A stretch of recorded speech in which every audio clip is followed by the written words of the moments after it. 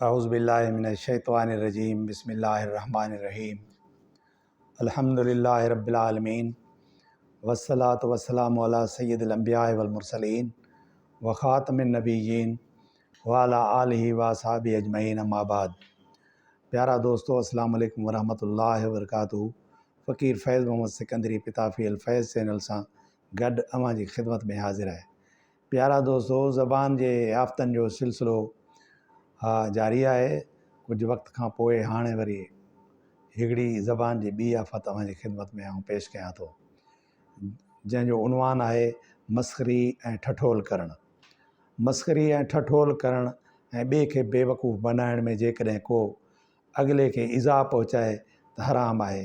जीअं त अल्लाह ताला थो फ़रमाए त ए ईमान वारो, ठठोल न करे हिकिड़ी क़ौम ॿी क़ौम ते, शायदि हू उन्हनि खां बहितर हुजनि, ऐं औरतूं ॿियनि औरतुनि ते ठठोल न कनि, शायदि हू उन्हनि खां बहितर हुजनि। मस्ख़री ऐं ठठोल करण जी माना आहे त ॿिए जी तौहीन ऐं हक़ारत करणु ऐं हिन जे ऐबनि ऐं घटिताइनि खे अहिड़ी तरह बयानु करणु जो माण्हू खे ॿुधी खिल अचे। ऐं हीअ केतिरनि ई नमूननि में थी सघे, या त कंहिंजे फ़ेल जूं नक़लूं कढजनि, या त उन जे कौल जूं नक़लूं कढजनि। रम्ज़ या इशारे करण सां बि ठठोल थी सघे। पोइ जेकॾहिं हीअ कंहिं जे परपुठ कई वेंदी त ग़ीबत याने गिला में दाख़िल आहे, वरना हिन खे तमसख़ुर या इस्तेज़ा जो नालो ॾिनो वेंदो आहे। जेतोणीकि तमसख़ुर ग़ीबत न आहे, मगर तॾहिं बि ॿिन्ही जो असरु ऐं नतीजो साॻियो आहे। हज़रत आयशा रज़ी अल्लाह ताला अन्हा थी फ़रमाए त मां हिकिड़े माण्हू जूं नक़लूं कढियूं त हुज़ूर सल्लल्लाहु अलैहि वसल्लम जन फ़रमायो त कसम आहे ख़ुदा जो त मां पसंदि नथो करियां उन ॻाल्हि खे त मां कंहिं इंसान जूं नक़लूं कढां ऐं मूंखे घणो कुझु मिले।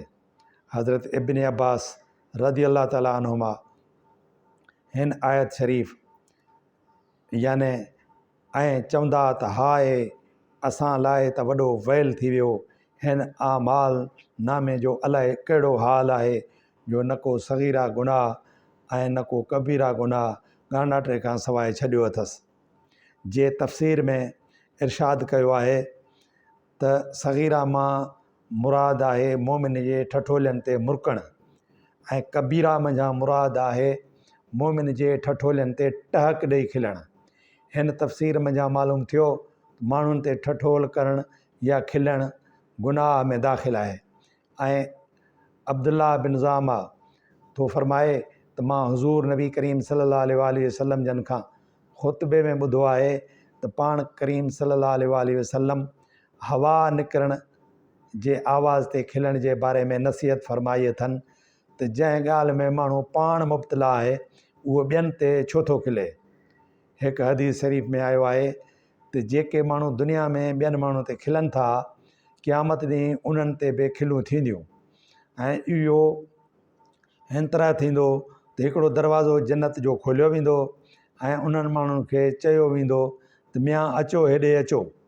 मुसीबत जा मारिया जॾहिं दरवाज़े वटि अची पहुचंदा त दरवाज़ो बंदि कयो वेंदो। वरी दरवाज़े खां खेनि सॾियो वेंदो, याने दरवाज़े ते जन्नत जे दरवाज़े ते खोले करे सॾियो वेंदो। उते वेंदा त उते बि इहो ई हाल ॾिसंदा।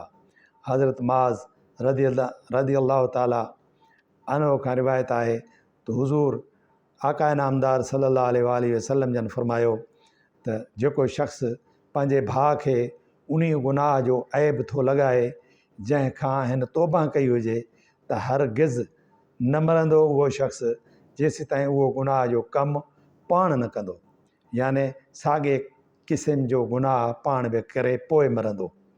उन्हनि सभिनी ॻाल्हियुनि जो हासिल मतिलबु हीअ आहे,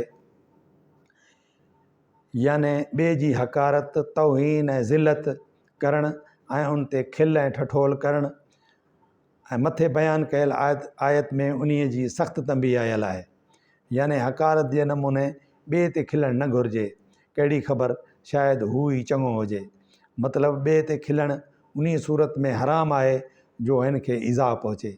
ऐं जेकॾहिं अॻिलो हिन खिलण खां ख़ुशि हुजे त उन में हिन ते खिलंदड़ जे हुकुम में मज़ाह जी हैसियत थो रखे, जंहिंजो बयानु मथे तफ़सील सां कयो वियो आहे। हराम उहा ई ठठोल आहे जंहिं मंझां कंहिंखे ईज़ा पहुचे। मिसाल तौरु जेकॾहिं ॻाल्हाइण में कंहिंखां को टाकाणो पइजी वञे त उन ते खिलणु या कमनि ते खिलणु त ॾिसो त अखर कहिड़ा न सुठा थो लिखे, या फलाणो कमु कहिड़ो न चङो कयो अथसि, या कद क़ामत ऐं शिकिल सूरत ते खिलणु, जहिड़ो कि बिंदरे या ड्रिघे माण्हू ते खिलणु, या कंहिंजो ऐब ऐं घटिताई ॾिसी खिलणु, इहे सभु ठठोलूं, इहे सभु शयूं ठठोल में दाख़िल आहिनि ऐं शरन उन्हनि खां पासो करणु घुरिजे। त प्यारा दोस्तो, अव्हांजी ख़िदमत में ही जेके शयूं पेश कयूं वञनि थियूं, उन्हनि जो मतिलबु इहो आहे त असां इंसानियत ते, जेको इंसानियत जो कमा हक़ु हक़ु आहे, असां उन मुताबिक़ हलूं। ऐं जेको असांखे हुज़ूर आकाए नामदार सल्लल्लाहु अलैहि वसल्लम इरशाद फरमायो आहे, या असांखे जेको सेखारियो आहे, असांजे नबियनि सगोरनि हुज़ूर नबी करीम सल्लल्लाहु अलैहि वसल्लम, साहबा किराम, उनखां पोइ असांजे बुज़ुर्गनि, असांजे उस्तादनि, आलिमनि जेका इस्लामी तालीम ॾिनी आहे, तव्हां असांखे उन ते हलणु खपे।